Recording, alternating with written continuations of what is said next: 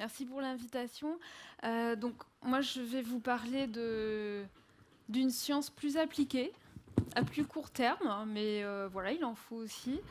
Et je vais vous parler en particulier de la 6G et de pourquoi est-ce qu'il est intéressant aujourd'hui de faire de la recherche pour la 6G. Je vais vous dire ce que c'est. Donc moi, je suis effectivement professeure des universités à l'ENSEA Cergy-Pontoise et chercheuse au laboratoire ETIS qui est associé au CNRS.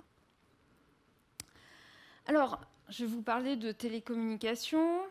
Je pense que la plupart d'entre vous avaient un téléphone portable, hein, mais il se trouve que, je le rappelle aux plus jeunes, les téléphones portables n'ont pas toujours existé. C'est finalement quelque chose qui est relativement récent. Et si on parle de téléphone, en 1919, ça existait déjà, mais ça ressemblait à ça. C'était pas du tout portable, ça avait un gros écran. Et finalement, le téléphone portable, alors celui dont vous n'avez pas entendu parler, est apparu en 1986, un peu avant en fait, ce qu'on appelle la première génération de téléphones. Alors, il s'appelait portable, mais il avait à peu près cette taille-là, donc il était plus transportable que vraiment portable. Il était utilisé essentiellement par la gendarmerie ou des forces d'intervention, les militaires. Donc il y avait besoin de quelque chose qui était transportable avec eux, mais clairement ce n'était pas quelque chose que l'on pouvait emmener dans la poche de son manteau ou dans son portefeuille. Donc ça, c'était vraiment la première, ce qu'on appelle la première génération. On pouvait téléphoner avec, mais c'était vraiment tout ce que ça faisait. La deuxième génération, en Europe, c'est le GSM. Donc ça, vous en avez entendu parler. Ça commençait, ça permettait de téléphoner, nouveauté, SMS, MMS. Et ça commençait à avoir un débit un petit peu intéressant. On va beaucoup parler de débit, donc d'un débit de 50 bits par seconde, ce qu'on appelle aujourd'hui en débit moyen. Ça commençait à devenir bien portable. C'était un peu gros, mais c'était portable. Puis est venue la troisième génération et la quatrième génération. Alors, elle est affichée 2013. Je dirais c'est plus pour la standardisation 2013 que vraiment pour la période où les gens ont commencé à avoir des téléphones portables de quatrième génération. C'est plutôt il n'y a pas si longtemps que ça que c'est arrivé. Et puis la 5G, vous avez dû en entendre parler, c'est annoncé pour les mois qui viennent, pour de vrai. Alors ça va venir d'ici la fin de l'année. Les Asiatiques sont les Coréens en particulier, sont très pressés de la sortir parce que la 4G sature chez eux à cause de la densité de la population et donc du nombre de communications dont ils ont besoin.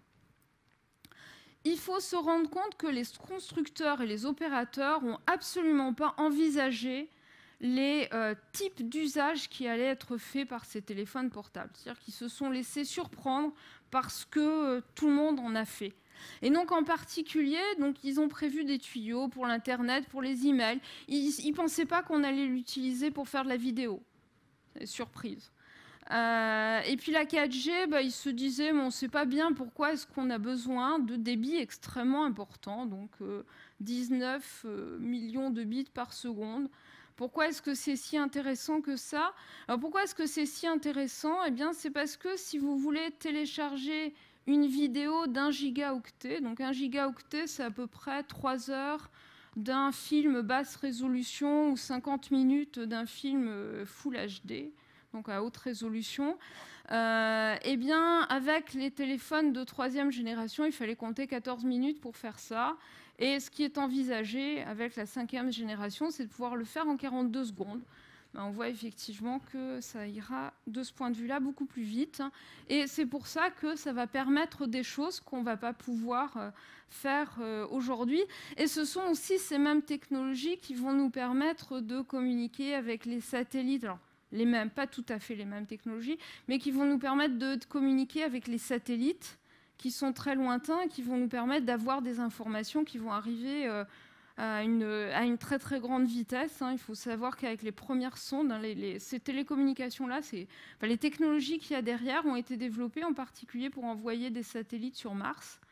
Et au départ, il fallait 20 minutes pour que le message arrive.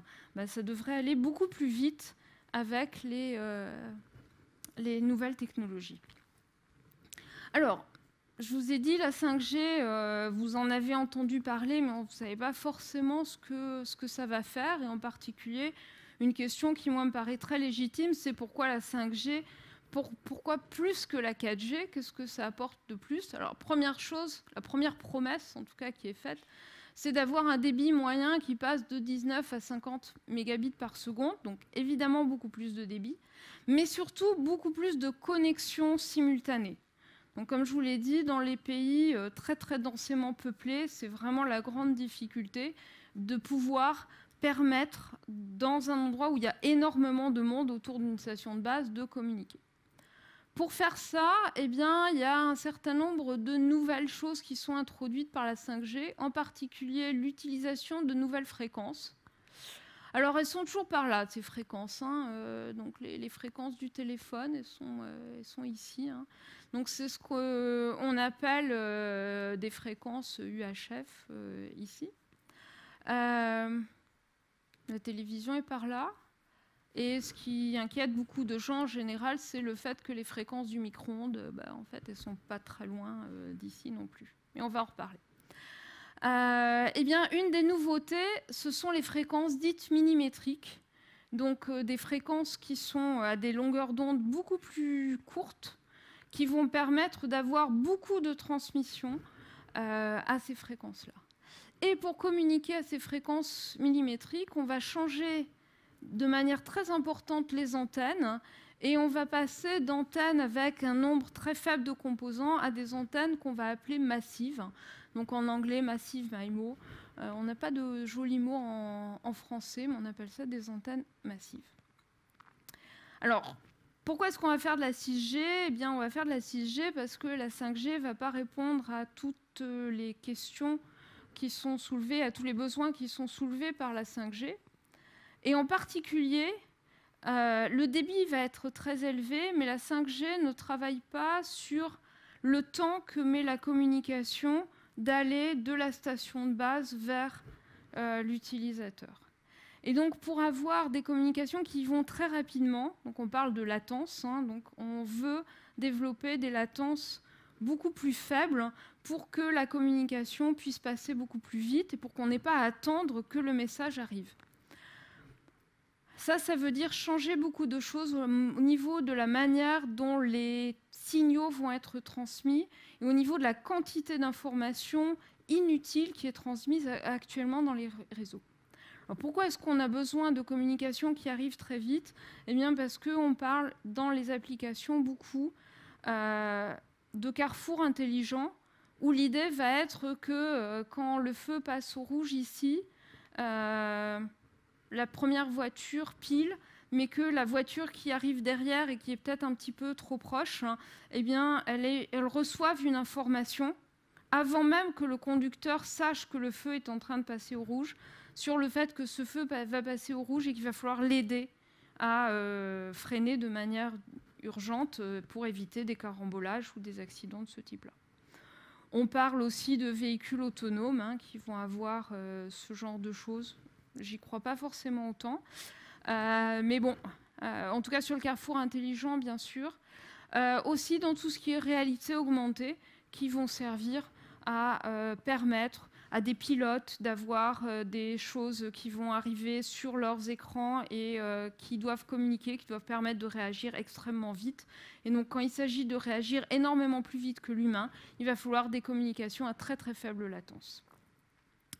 Et puis au niveau de nos antennes, on va passer d'antennes massives à des antennes extrêmement massives. Alors pourquoi?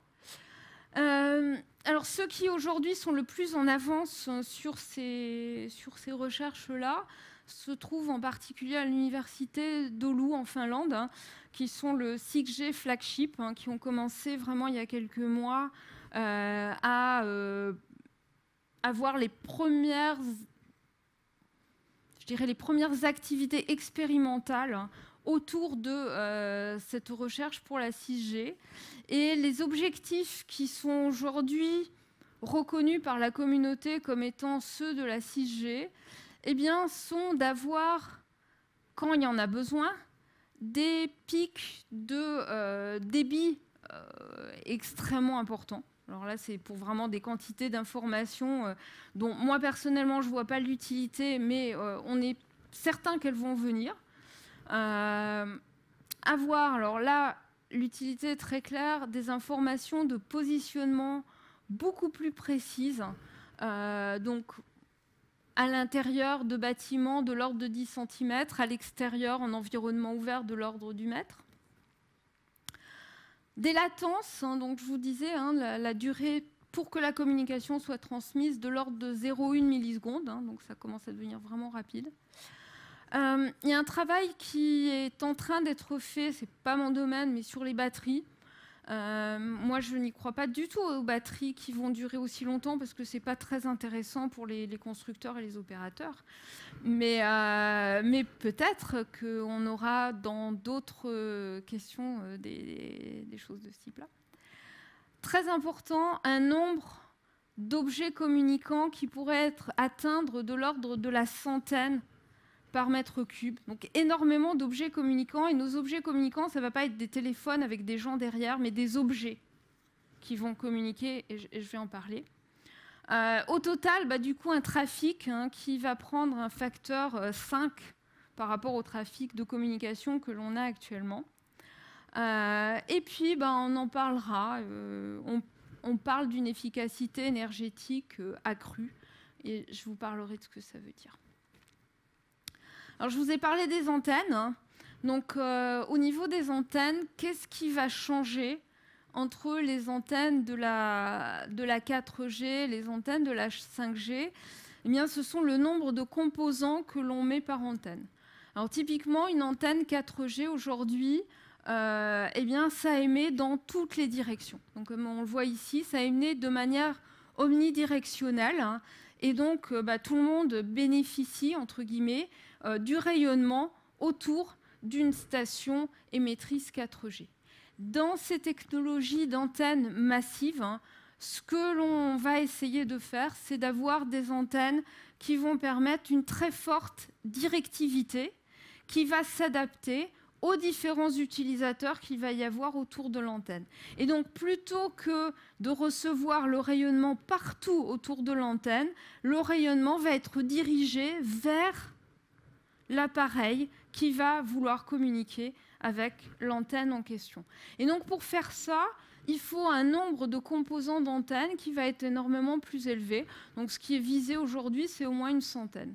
Alors, pourquoi est-ce que ça va permettre d'avoir une directivité au niveau de l'antenne? Eh bien, c'est parce que cette résolution spatiale, c'est-à-dire le fait de pouvoir diriger le signal dans une direction plutôt qu'une autre, est quelque chose qui est proportionnel à l'inverse du nombre d'antennes. Donc effectivement, ici, avec 4 composants dans l'antenne, on ne peut pas faire grand-chose. Avec une centaine, on est capable de viser, suivant un angle, vous voyez, 360 degrés divisé par une centaine, ça fait tous les 4 degrés. Ça donne quand même une très bonne précision au niveau de l'antenne. Pour le futur, eh bien, pour le futur, on pense aller beaucoup plus loin. Alors, de manière provocative, je mets ici que le nombre de composants dans l'antenne tend vers l'infini, mais en fait, c'est quelque chose que l'on envisage aujourd'hui avec des métamatériaux, donc des matériaux complètement nouveaux qui sont en train d'être développés au niveau des antennes et qui vont nous permettre non plus d'avoir des antennes, mais des surfaces avec lesquelles on va communiquer et qui vont permettre de vraiment... alors des surfaces, donc ces antennes, on va pouvoir venir les coller dans un bâtiment, dans un endroit et permettre de communiquer.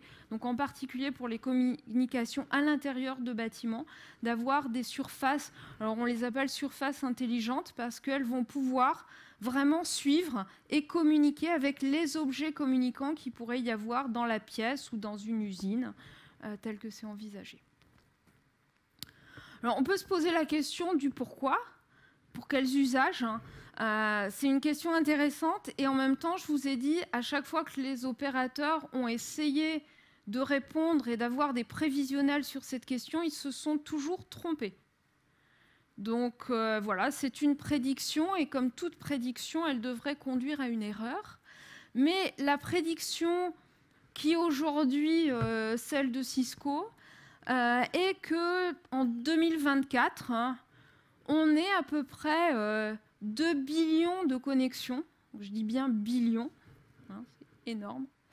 Et que dans ces connexions, eh bien, la plus grosse partie sera utilisée pour les communications entre voitures et l'infrastructure, les carrefours intelligents, typiquement. Énormément de communications à l'intérieur de maisons ou de bâtiments, donc dans le cadre de ce que l'on appelle généralement la domotique, et puis dans les villes, dans l'industrie et dans la santé.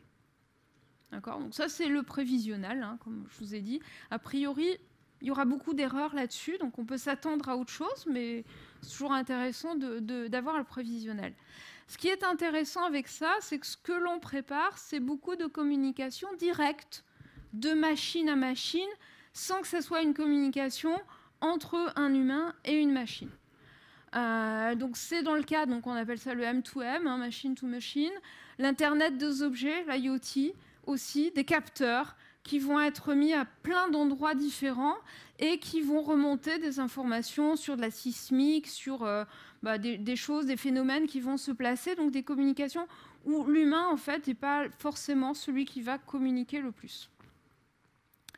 Alors, je vous ai dit, beaucoup de communications, des billions, éventuellement de très très gros débits pour ces communications, et puis une volonté aussi de pouvoir utiliser les outils d'intelligence artificielle en particulier pour analyser toutes les données qui vont être transmises. Donc tout ça, c'est très bien, mais ça a un impact auquel les gens ne pensent pas beaucoup aujourd'hui, qui est la consommation énergétique de tout ça. Et c'est vraiment quelque chose qui est en train d'exploser.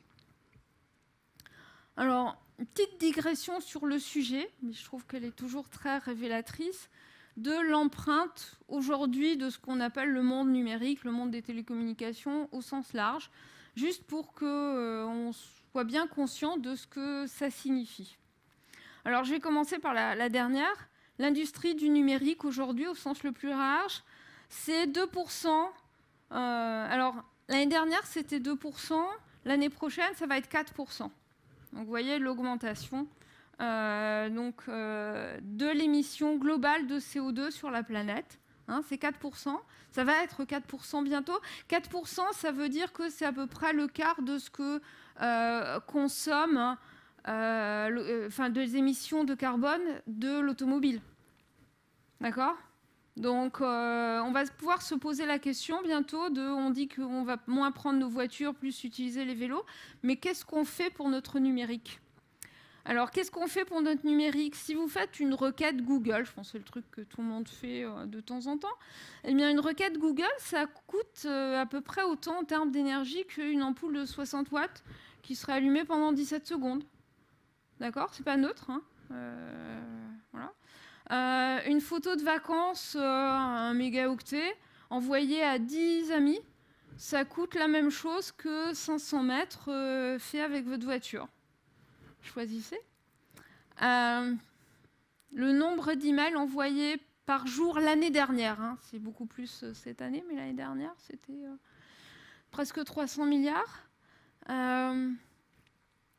Et je préfère pas vous parler du coup de tous ces messages que vous avez oublié d'effacer, moi aussi, que ce soit sur votre boîte mail ou dans votre téléphone portable, qui sont stockés dans des data centers qui doivent être refroidis, et ainsi de suite. Donc le fait de vouloir minimiser l'énergie des télécommunications n'est pas forcément la priorité des opérateurs ou des constructeurs de télécom, mais me paraît être à moi une question de salubrité publique. Donc mes recherches actuellement portent là-dessus. Et pour faire ça, alors, dans une partie de ces télécommunications, donc en particulier les télécommunications 5 et 6G avec nos antennes massives, eh bien, ce que je fais, c'est d'essayer de développer des modèles de cette consommation énergétique et en particulier de l'efficacité énergétique. Donc cette efficacité énergétique, on la définit comme étant le débit, donc la quantité d'informations qu'on envoie sur l'énergie que ça coûte en termes de puissance. Pour regarder ça, on doit proposer des modèles mathématiques. Alors en voilà un qui est relativement simple, je l'ai mis, je ne vais pas commenter l'expression, mais juste pour dire, voilà, on va travailler sur des modèles mathématiques qui vont essayer de faire ça, dans lequel vont intervenir le nombre d'antennes, le nombre de terminaux avec lesquels ça va communiquer. Et puis, on développe des modèles comme ça. On confronte ces modèles à la réalité avec nos collègues électroniciens qui vont mesurer. Et puis, ces modèles, on va les simuler par des ordinateurs. Donc, voilà, je suis informaticienne. Et on va se poser la question de quels sont les paramètres importants, sur quels paramètres est-ce qu'on va pouvoir jouer pour réduire cette consommation d'énergie, tout en permettant de transmettre toutes ces communications, parce qu'on a envie de transmettre. Le but, ce n'est pas de dire on ne va pas faire de télécommunications, mais comment est-ce qu'on pourrait réduire cette consommation énergétique tout en transmettant ces communications. Voilà, alors je voulais juste, pour finir, dire qu'en France, on est en train de travailler là-dessus. Donc la recherche sur la 6G, c'est maintenant, parce que la 6G, on nous promet qu'elle commence à être standardisée dans 10 ans. Donc c'est maintenant qu'il faut faire de la recherche là-dessus, mais ça va durer encore pas mal de choses. Si vous voulez regarder un petit peu, ça fait un peu peur, les trucs futuristes des gens de la 6G, vous pouvez regarder sur l'université d'Oulu, ils ont fait un film assez futuristique là-dessus. Et puis en France, on a de très bonnes formations dans le domaine, donc, qui demandent de l'informatique, des mathématiques et de l'électronique de haut niveau.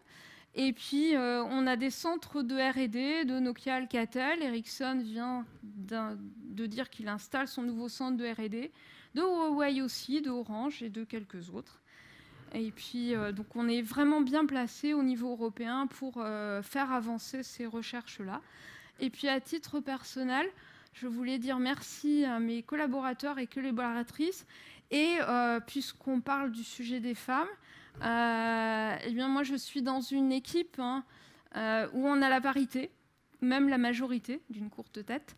C'est la seule équipe en France et en Europe à ma connaissance où les femmes ont la majorité, mais on l'est. Alors j'ai pris les portraits de certaines d'entre elles et puis des doctorants. Là pour le coup on a la parité et je vous remercie.